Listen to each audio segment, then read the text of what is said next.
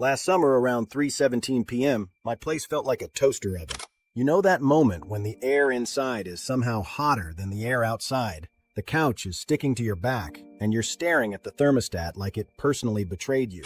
I didn't want to crank the AC because the electric bill was already wild. So I tried an old-school trick that takes 3 minutes and costs basically nothing. And I'm not exaggerating when I say it can make a room feel dramatically cooler in the right weather. But here's the catch, and this is why most people think it doesn't work. There's one simple placement mistake that ruins the whole thing. I'll tell you that mistake in about a minute, and I'll give you a 10-second test at the end that tells you if this will work in your city today. This is not fancy, it's not a gadget, it's just water doing what water does. When water turns into vapor, it steals heat. So if hot air passes through something wet, that air comes out cooler on the other side. That's it. That's the secret. And we've got receipts that this idea isn't new. In archived building research notes from Arizona, there's a story from the late 1970s. An engineer named Harold Fenton walked into a test space outside Phoenix on a 104-degree day. No AC, no fan-driven cooler, no machinery. Just two unglazed clay pots, one inside the other, wet sand packed between them, and a damp cloth on top. The reported room temperature was about 81 degrees, a 20-plus degree gap with basically zero tech. Now, whether you care about that guy's name or not, the takeaway is simple. When air is dry enough, evaporation can pull a surprising amount of heat out of your space. And ancient people didn't need a lab to figure it out. Egypt, thousands of years ago, used wet reeds and damp linen at openings so breezes cooled as they entered. Persian builders designed wind catcher towers to grab moving air and guide it down into cooler parts of the building, sometimes across water channels. In India, Mughal-era palaces used wet grass mats at windows to cool incoming air. Different continents, same hack. Put water in the path of airflow. So why don't we hear about this constantly in the US? Because modern AC is convenient, predictable, and works almost anywhere. After Willis Carrier's early air conditioning systems in the early 1900s, refrigerated cooling became the default. And once something becomes the default, everything else starts to sound primitive, even if it still works. Now let's make this useful for you today, in a normal American home or apartment. Here's the 3-minute setup I wish more people knew, and I'm going to make it painfully simple. You need one bucket or big bowl of water, one cotton towel or thin cotton sheet, and something to hang it with, like clips, clothespins, or even a curtain rod. Step 1. Pick the right window.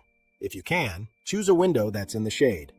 Direct sun hitting that opening is like running a space heater next to your cooling setup. Step 2. Open a second window somewhere else. Not wide open, just a few inches. This is the mistake that ruins everything. People do the wet towel thing, but they don't give the room an exit path for air. If air can't leave, fresh air can't enter. You end up with damp, stale air and you blame the towel, so crack a window across the room, or even down the hall. You're creating a simple in one side, out the other flow. Step 3. Soak the towel. Get it evenly wet. Wring it a little so it's not pouring water everywhere, but don't over-wring it. Step 4. Hang the towel over the open intake window so incoming air has to pass through wet fabric. Don't seal the whole window like a blanket. You want air movement. Think filter, not plug. Step 5. Make it last longer with one small upgrade. Put your bucket right under the towel and let the bottom edge of the towel dip into the water an inch or two. Now the towel drinks from the bucket and stays wet longer. This is huge. Without this, the towel can dry fast, especially in the climates where this works best. Optional. If you have ice, toss some in the bucket. It can help for a short burst, but the main cooling isn't the ice. The main cooling is water evaporating as air moves through the towel. Now, what should you expect? In dry air, the air coming through the towel can feel 10 to 15 degrees cooler, sometimes more right at the intake. In moderate humidity, you might get a smaller drop, but still enough to take the edge off and help you sleep. In very humid weather, the effect can be limited, and the room can feel sticky if you don't vent it. Want to prove it to yourself in a way that feels instantly satisfying? Do the 2-spot check. Put a cheap thermometer outside in the shade for 2 minutes, then hold it a few inches behind the wet towel where air is entering. If you see a real drop, you'll stop thinking of this as a trick and start thinking of it as a tool. Scan. Now, if you want the longer running version, here's the clay pot setup that keeps showing up across history. You need 2 unglazed terracotta pots, one smaller than the other, coarse sand, and water. Put the smaller pot inside the larger pot. Fill the gap with sand. Slowly add water until the sand is saturated. Cover the top with a damp cloth.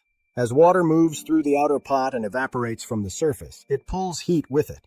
And the inner pot stays cooler than the surrounding air as long as you keep that sand moist. Keep it in the shade and put it where air can move around it. No airflow, no magic. For a whole room, don't think of one pot as an AC replacement. Think of it as a cool zone.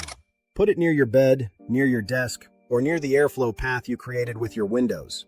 2 units in a cross-breeze space can make the room noticeably more comfortable. And now, the 10-second test to know if this will work well in your city today. Open your weather app and look at humidity. Under 40%? This method can feel amazing. Between 40 and 60%? Still useful, especially with a good cross breeze. Over 60%? Use it in short bursts and keep that exit window cracked, or skip it and focus on shade and nighttime ventilation instead. One more real-world note. Someone in Tucson shared that combining simple evaporative setups like this with smarter ventilation cut their AC runtime dramatically, and their summer bill dropped from the low 200s to a few $dozen for 1 month, while keeping the house in a livable range on extreme heat days. Your results will depend on your layout, insulation, shade, and weather, but the direction is always the same. Less compressor time usually means less money burned. 2 quick safety reminders. Keep water away from outlets, power strips, and electronics. And if you're in a humid area, don't keep wet fabric hanging in a closed room all day. Vent it, dry the towel after, and don't invite mold into your life. Scan. If you try this, comment your city and your humidity number, and tell me the temperature outside versus the temperature right behind the wet towel. And if you want more practical, low-cost ways to stay comfortable in heat without destroying your budget, subscribe and share this with one person whose summer electric bill is out of control.